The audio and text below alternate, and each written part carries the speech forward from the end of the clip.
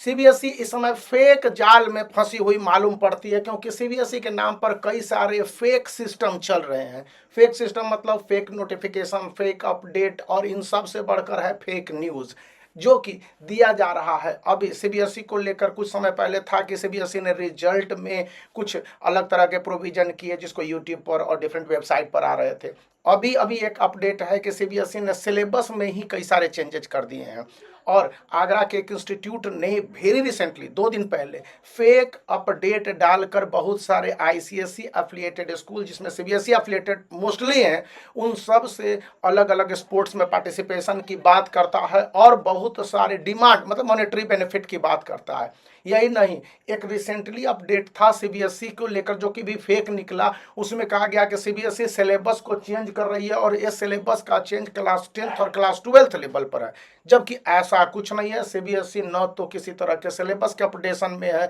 न ही अपग्रेडेशन में है। बताया जा रहा है कि अगले एकेडमिक सेशन में 3rd से लेकर 6th तक के सिलेबस को नेशनल एजुकेशन पॉलिसी के तहत चेंज किया जाएगा। यही नहीं, सीबीएसई ने यह भी क्लैरिफाई किया कि 2 बोर्ड एग्जामिनेशन का सिस्टम इस बार के जो क्लास 10th के स्टूडेंट हैं 2025 के बोर्ड एग्जामिनेशन देंगे, चाहे क्लास 10th वाले चाहे क्लास 12th वाले, उनके लिए कोई प्रॉब्लम नहीं है, वे एज इट इज दे लें। और उसके बाद वाले स्टूडेंट के लिए यानी 2026 में जो बोर्ड एग्जामिनेशन देंगे ना, उनके लिए है। अब इन सब से बढ़कर एक अपडेट और भी आ रहा है जो कहता है कि सीबीएसई जो स्कूली लेवल के एग्जामिनेशन है इसको मॉनिटरिंग करने जा रही है। अब इसमें कितनी सच्चाई है, लेकिन स्कूल इसको लेकर काफ़ी अलर्ट बताए गए लगते हैं। जैसे कि इन एग्जामिनेशन को लेकर स्कूलों को कहा गया है, बताया जाता है कि वे सारे डॉक्यूमेंट को अपने पास कंफर्म रूप से रखें, खास कर ले करके हाफ ईयरली एग्जामिनेशन, स्कूल के प्रैक्टिकल प्रोजेक्ट और एसयूपीएसडब्ल्यू के मार्क्स हैं, और स्टूडेंट के परफॉर्मेंस सीट है उसको कम से कम 1 साल तक स्कूलों में रखने हैं बोर्ड स्टूडेंट के लिए।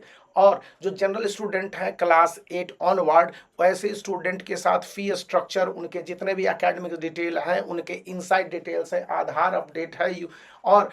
एड्रेस अपडेट है, उनके लिंग्विस्टिक बैकग्राउंड के साथ फादर मदर के ऑक्यूपेशन और एड्रेस और प्रेजेंट स्टेटस, मतलब कि फादर और मदर करंटली मैरिटल स्टेटस में है, डाइवोर्सी तो नहीं है, सेपरेट नहीं रह रहे हैं, या सिंगल एंटिटी, सिंगल फादर या सिंगल मदर नहीं है। ये सारे डिटेल को गवर्नमेंट ऑफ इंडिया काफ़ी सेंसेटिव मालूम पड़ती है, और स्टेट गवर्नमेंट ने, डिफरेंट स्टेट गवर्नमेंट ने तो इस तरह के अपडेट को कंफर्म भी किया हुआ है कि ये डिटेल चाहिए। अब इन डिटेल का मतलब है कि स्टूडेंट के हर तरह के बैकग्राउंड और हर तरह के स्टेटस को, चाहे हेल्थ स्टेटस हो, सोशल स्टेटस हो, फिजिकल स्टेटस हो, मेंटल स्टेटस हो, और इन सब से बढ़कर एकेडमिक स्टेटस हो, ये 5 स्टेटस को सीबीएसई अपने पास 100% स्कूलों के माध्यम से रखना चाहती है। इसलिए ये कहा गया कि स्कूल एक अपना डेटाबेस बनाए और उनमें ये सारे डिटेल को कंफर्म रूप से रखें। अभी रजिस्ट्रेशन का प्रोसेस भी शुरू हुआ है, तो उसमें साफ साफ कहा गया कि डेट ऑफ